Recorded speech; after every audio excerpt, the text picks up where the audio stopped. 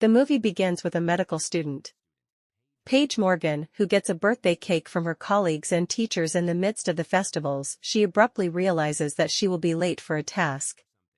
So she hustles out of the school and drives home. As she goes to her room, she overlooks her mom snatches a dress from a storage room and jumps in her truck. In the meantime in Denmark, the youthful and defiant sovereign Edvard and his partner Soren get together with their companions the ruler, then provokes one of them to a race. All the while back in America, Paige is heading to a companion's wedding. She shows up in her dad's pickup and almost covers the entire wedding party. At the gathering she and a companion talk about the subject of sentiment and marriage anyway. She possesses energy for neither as a result of her attention to her career. Shortly after the wedding bouquet is thrown, and by some spot of destiny, it lands directly in the lap of our champion. Back in Denmark, the race starts after the roads are cleared by traffic cops. The two vehicles speed down the open road, with Prince Edvard dressed in black. BMW is firmly trailed by his companion in a brilliant BMW. Similarly, as the two contenders the driver of approach the finish line, the brilliant BMW takes his foot off the accelerator, which enables the prince to secure the triumph. Edvard understands this, be that as it may,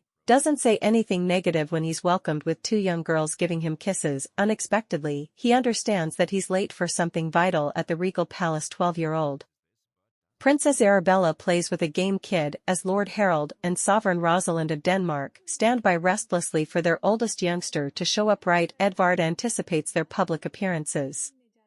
Shows up and he's welcomed with an embrace by Arabella anyway. His folks don't appear so content with his recklessness. Edvard then he takes her arm, and they step out onto the overhang. After the appearance by Edvard and his father in public are to meet for certain individuals from the government for a crucial debate. Harold cautions his child to stay in line and the young prince nods his head in agreement. As they go into the room, the ruler gets a little dizzy and close to falling to the floor, but when inquired about his health, he maintains that all is well.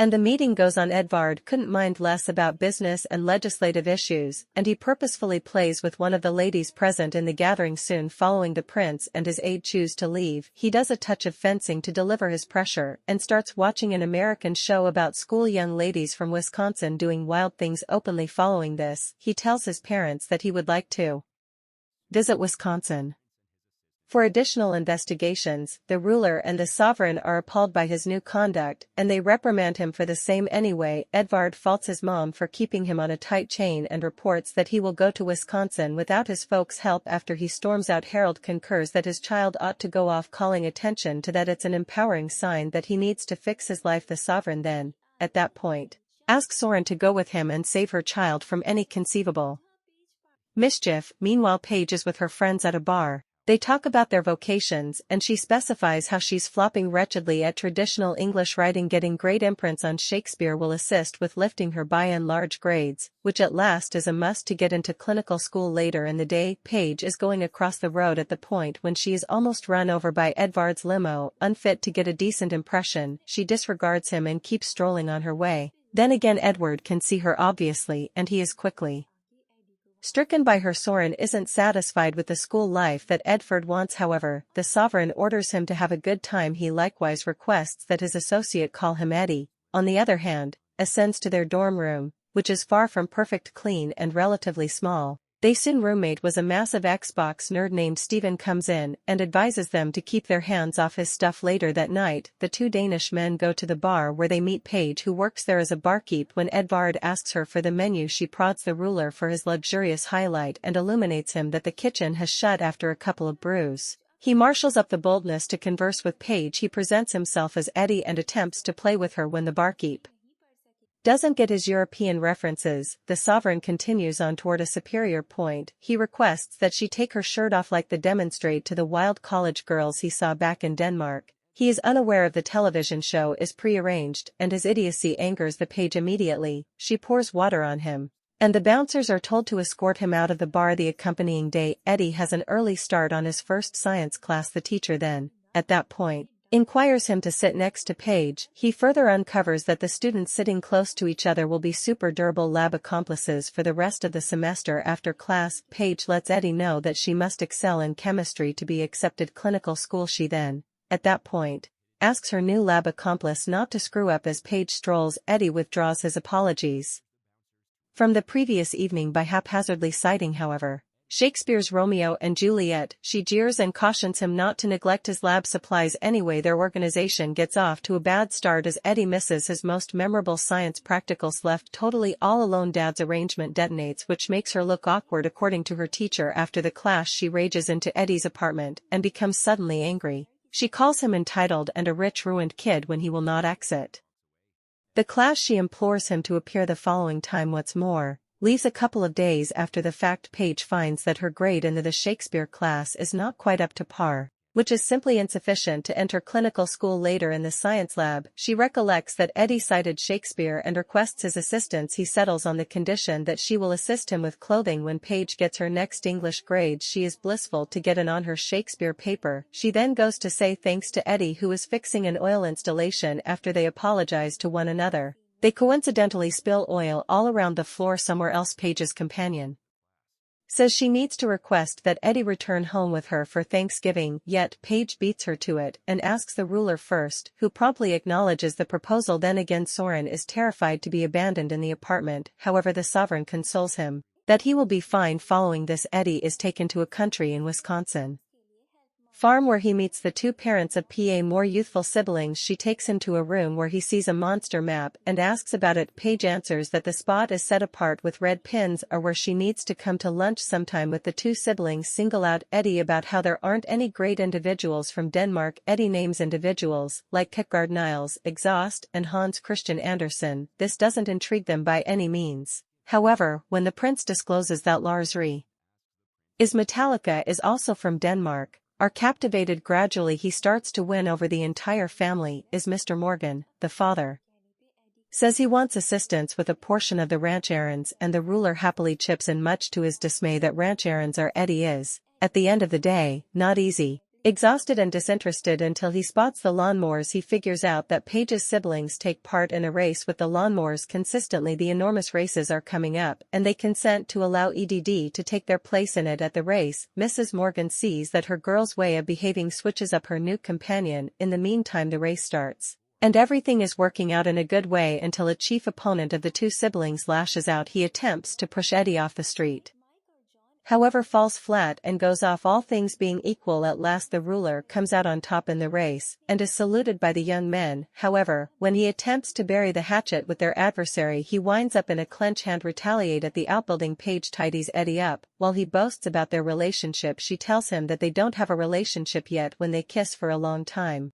They return to the college. Eddie and Paige start making out toward the rear of the library. Apparently out of the blue, they are found by the paparazzi from Denmark, who quickly begins snapping photos of the youthful ruler. As yet recuperating from the shock of the second, Paige asks Eddie what is happening. Furthermore, why they were calling him ruler. Eddie tells Edvard that he is the ruler of Denmark. She is irritated with the duplicity. Eddie attempts to persuade her that his affections for her are certifiable. In any case, she leaves in tears. By the following morning, the Danish royal couple receives to know about their children's trickeries. This makes them exceptionally annoyed as Edward's face is all around the sensationalist newspapers alongside a young lady. Later in the week, Soren and Edvard need to battle past photographic artists to get into the science club study hall. The ruler is disheartened to observe that Paige is as of now not his science accomplice, and that she is as yet irate with him. After a long day, Soren gets a call and recognizes the voice of Queen Rosalie. He hands the telephone to Edvard, who can hear solid worry in his mom's voice as she lets him know he should get back since his dad is sick. Despite the fact that Edward doesn't like his mother very much,